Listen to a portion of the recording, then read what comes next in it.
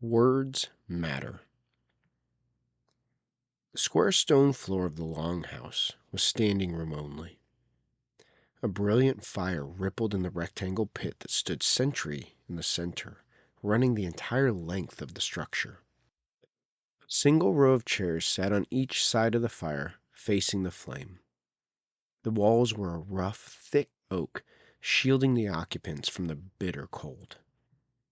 Fur-clad, bearded men, not only from the village proper, but the surrounding countryside as well, had made the journey despite the brutal elements.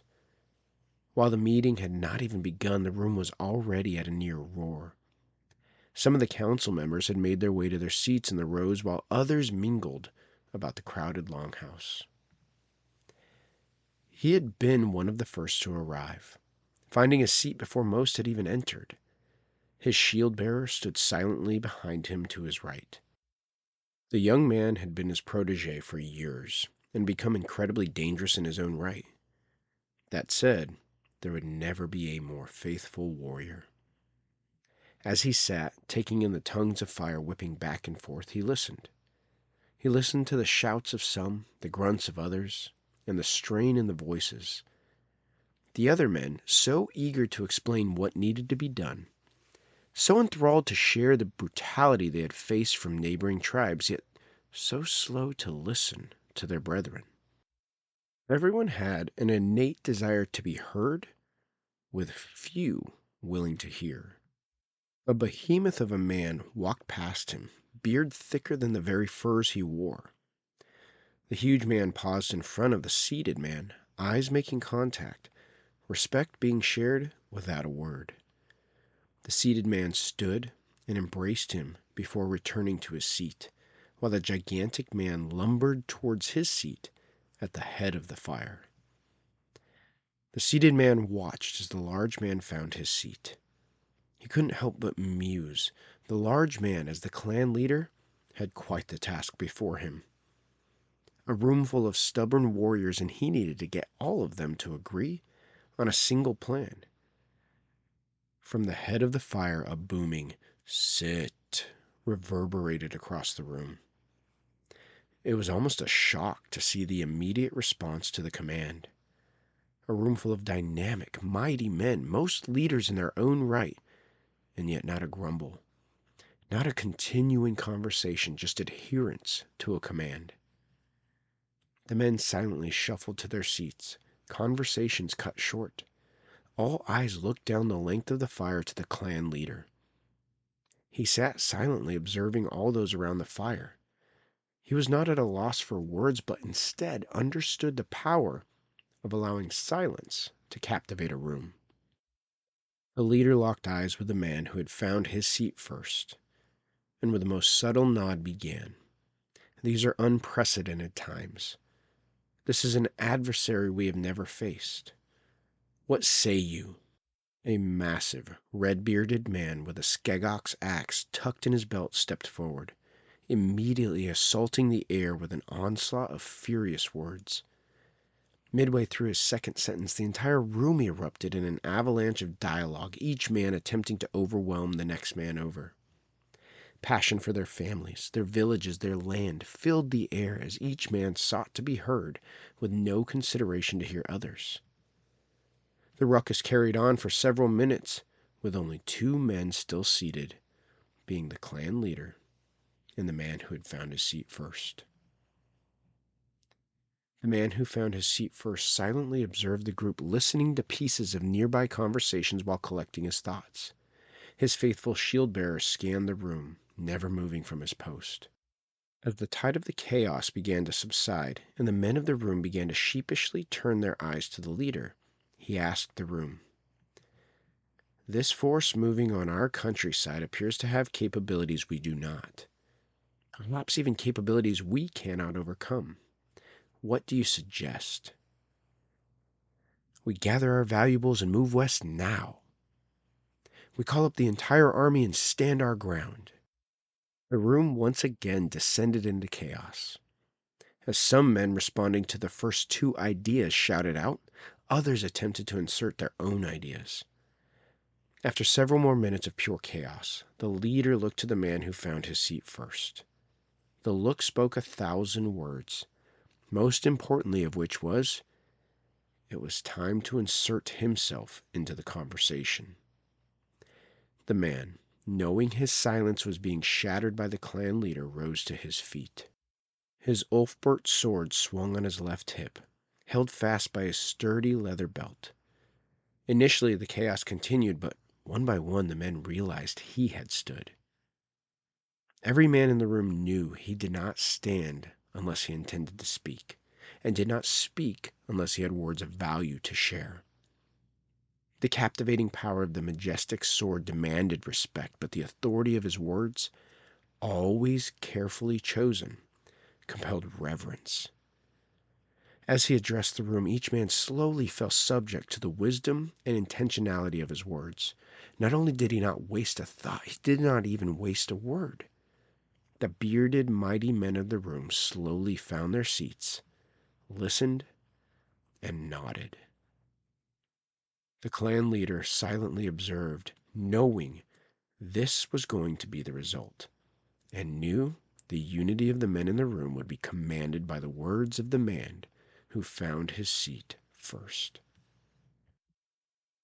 The mouth of the righteous utters wisdom, and his tongue speaks justice. Psalm 37:30. Most people have heard of George Washington, Thomas Jefferson, Benjamin Franklin, and John Hancock. Far fewer have heard of Roger Sherman. He was born on April 19, 1721, to a family of farmers in Newton, Massachusetts, and died on July 23, 1793, in New Haven, Connecticut. He was one of the founding fathers of the United States of America. Mr. Sherman was also the only person to sign all 4 great state papers of the United States of America: the Continental Association, the Declaration of Independence, the Articles of Confederation, and the Constitution. He served both as a United States Senator and a member of the House of Representatives. Mr. Sherman was a devout Christian and known for being incredibly reserved. While he did not speak often, when he did, those around him knew his words would have value. Thomas Jefferson described him as a man who never said a foolish thing in his life.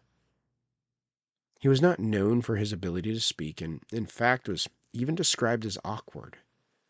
That said, he was incredibly well respected for his quiet wisdom, prudence, and few but powerful words. Our world so often attributes greatness to authoritative speakers, apparent intelligence, or dynamic personalities. We very rarely recognize, let alone celebrate, the quiet man full of wisdom. We've grown so accustomed to celebrating these things that many men do not even pursue quiet wisdom. Less words spoken add value to those that are. In an effort to make our voices heard, we have sold the value of our words to the lowest bidder. If you truly believe in the power of Christ, your words will reflect it. Pastor Tyler Everett, the lead pastor of The Gathering in Prosper, Texas.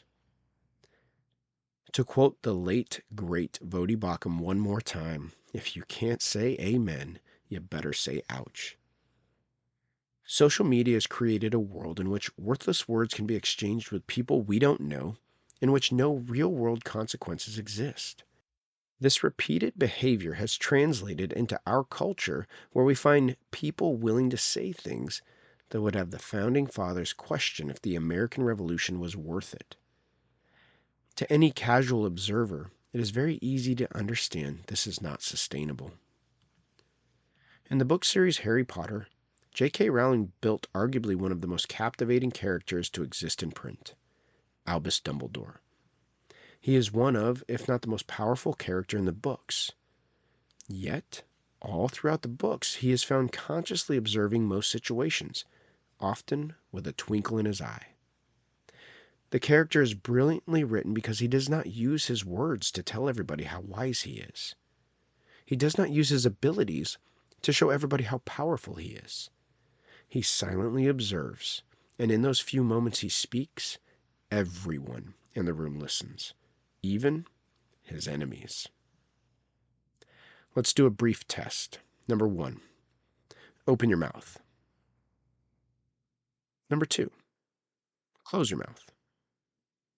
Number 3, stick out your tongue. Assuming we were able to flawlessly execute each of the above techniques, it is now safe to assume we have complete control over the motor skill of our mouth. It is thereby safe to assume we have complete control over every word that leaves it.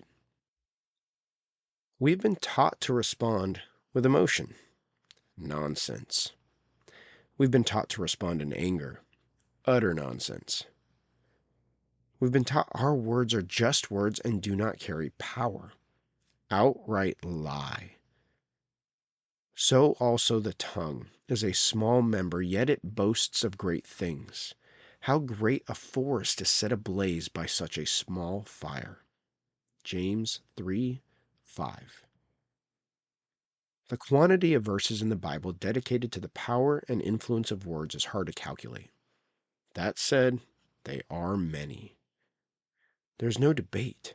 God feels it's important for us to control the words that leave our mouth. What are some tangible takeaways we can implement to bring more value to our words? Number 1, allow silence to captivate the moment. The previous chapter discussed the power that can be brought to bear if we learn to be comfortable in silence. Silence allows for a second benefit. It ensures we have time to fully consider the words that are about to leave our mouth. When sitting in silence and debating our words, let us consider. Do these words bring value to the moment? Do these words point this person to Christ? Would I say these words if Christ was standing next to me? If we don't feel comfortable answering yes to all 3 questions, it might be time to allow silence to own the moment a little longer. Words are a choice. Do not ever believe the lie that they are not. Number 2, focus on listening, not just hearing. Half the battle in our society today is that we are in such a rush we very rarely are willing to dedicate our most valuable commodity, time, to another person. Sure, we may meet a friend for coffee or take a spouse out to dinner, but how often do we enter these moments with an intention of intentionally listening to the other person? Imagine a world in which people set aside the desire to formulate a response, rebuttal, or advice and simply focus the entire power of their attention on the words being shared. A dedication to actually listening to somebody demands that we, ourselves, slow down. Stop thinking about your to-do list. Stop thinking about the stresses of life. Stop thinking about how you plan to respond to whatever this person is saying, and instead, devote your full attention to actively listening to the words they are saying. It is a lot easier said than done, but let us try to focus on listening instead of just hearing. Number 3, take heed of what we consume. One of the ongoing themes in this book has been the consideration of the power of choice. We choose what music we listen to, what movies or shows we watch, what friends we hang out with, and what reels we are scrolling. Are these things pushing me to a place of verbal meekness and wisdom? Or are they molding my mind to believe that harsh, violent, perverse, dishonest, or evil words are okay? Consuming things that encourage us to pursue a Christ-centered life will have a direct impact on the words that leave our mouth. Perhaps we will not see change immediately, as habits are difficult to break. But intentional pursuit of that which is good, right, and true is a great place to start.